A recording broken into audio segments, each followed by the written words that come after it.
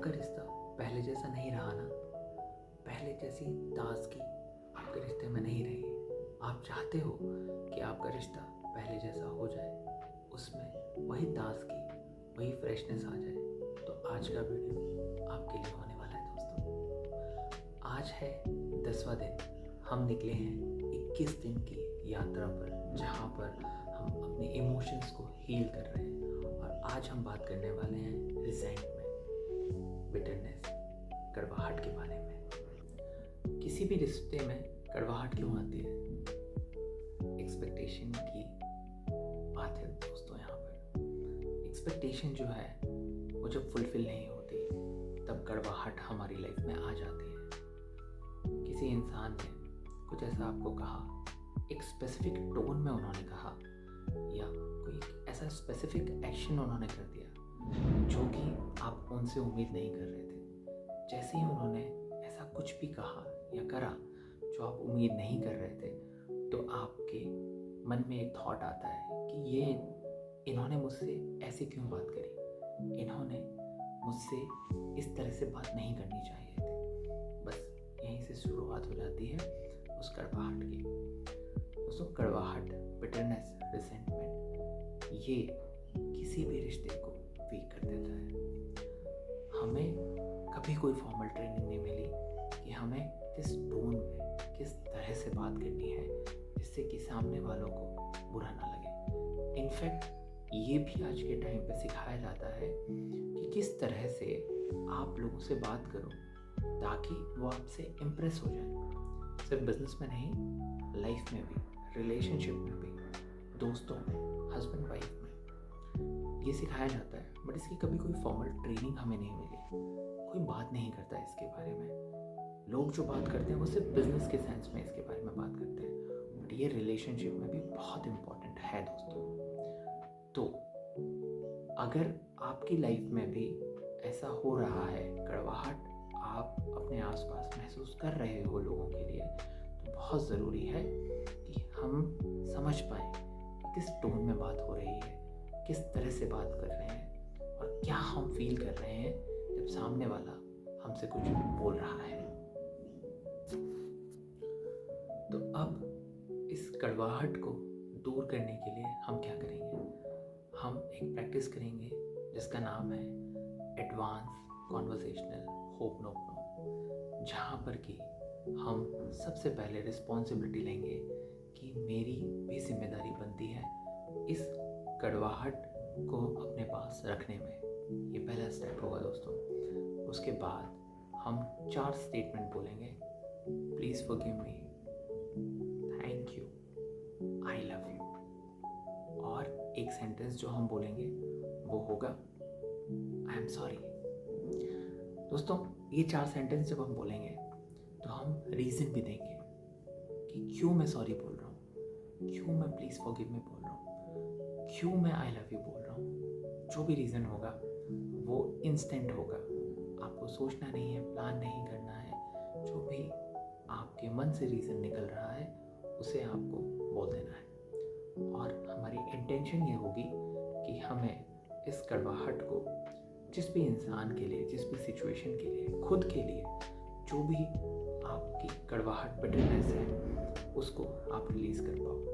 सबसे पहले एक पेन कॉपी ले लो, उसमें लिखो कि कौन वो इंसान है जिसके साथ आप अपनी कड़वाहट मिटाना चाहते हो। इंटेंसिटी क्या है? 7 है, 8 है, 9 है। 7, 8, 9, 10 का मतलब ये है, 10 का मतलब है कि इंटेंसिटी बहुत ज़्यादा है, 5 का मतलब है कि मीडियम है, और 1 का मतलब है कि बिल्कुल भी नहीं है। तो अगर आप 6 बोलते हो तो मीडियम से थोड़ी ज़्यादा आपकी इंटेंसिटी है।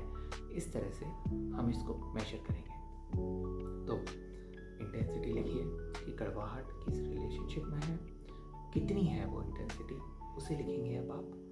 और फिर मेरे साथ आंख बंद करेंगे, दिल पे हाथ रखेंगे, और इस प्रोसेस को अब हम स्टार्ट करते हैं। So I take 100% responsibility for holding on to this bitterness, this resentment, this कड़वाहट।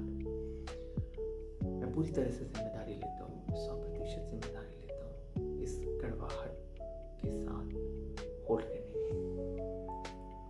आई एम सॉरी कि मैंने इस कड़वाहट को बहुत सालों से अपना साथी बना लिया है। प्लीज़ फॉरगिव मी कि मैंने जाने या अनजाने में बहुत सारे एक्शन लिए, बहुत सारे ऐसे काम किए जिससे कि मेरे इस रिलेशनशिप में कड़वाहट बढ़ती ही गई।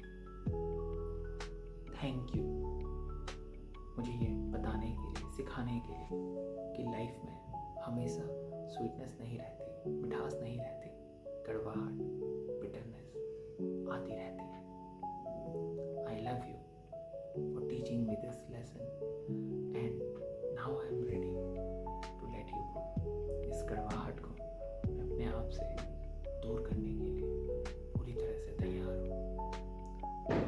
आप इमेजिन करिए कि वो इंसान जिसके साथ आप अपनी कड़वाहट मिटाना चाहते हो, कोई भी इंसान हो सकता है, वो आप खुद भी हो सकते हो।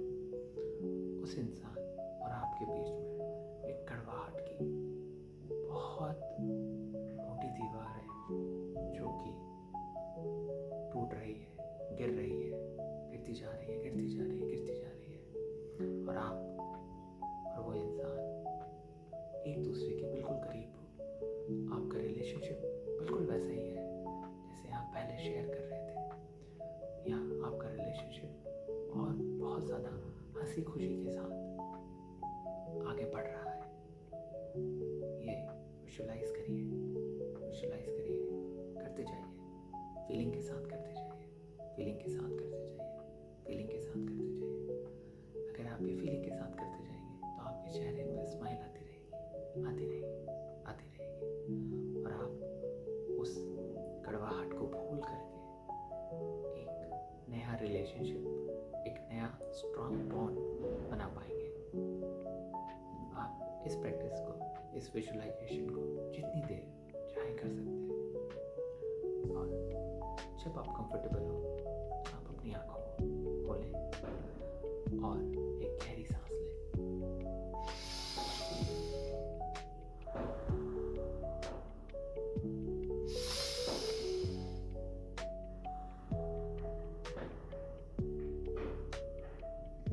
मुझे बताएं दोस्तों, एक्सरसाइज करने के बाद आपको कैसा लग रहा है? आपकी जो इंटेंसिटी है वो कितनी डाउन हुई, और आप खुद में कैसा महसूस कर रहे हैं? आई एम श्योर अगर आपने ये प्रैक्टिस मेरे साथ अच्छे से करी होगी, जैसे बताया है वैसे करी होगी, तो आपकी इंटेंसिटी बहुत तेज़ी से नीचे आई होगी और आप अपने रिलेशनशिप को और बेटर फील कर पा रहे होगे। इस कड़वाहट की जो इमोशन है इसको आप डिसॉल्व कर पाए होगे। तो thank you so much for being with me and practising sincerely with me. मैं आपसे मिलूँगा अगले वीडियो में एक और नए इमोशन के साथ। तब तक आप मुझे कमेंट सेक्शन में ज़रूर बताइएगा कि आपने किस इंसान के साथ कितनी इंटेंसिटी को ड्रॉप किया। Thank you so much. Bye bye.